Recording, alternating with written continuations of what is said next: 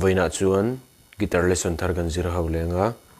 voina kan zir ho le tur chu Vulmawi in Chun le zuwa tilhan sakha gitara Perhdan kan zir ho wang hela hi B in la a hlapa nga ya chuan ke poi 4th fret a karon vuanga chuan G in kan lang sanga C Siama D minor a E minor chuan heta chorus a khan C minor kan hmang tel zeunga chuan B kan hmang telanga E hi kan hmang tel bokanga heti han kan strumang down down up down up down down down up ti hano down down up down up down down down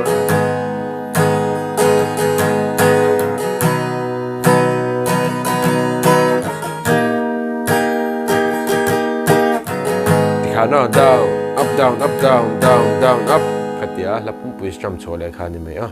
alana karon play mil lenga uluk devini lo ngai thale don nya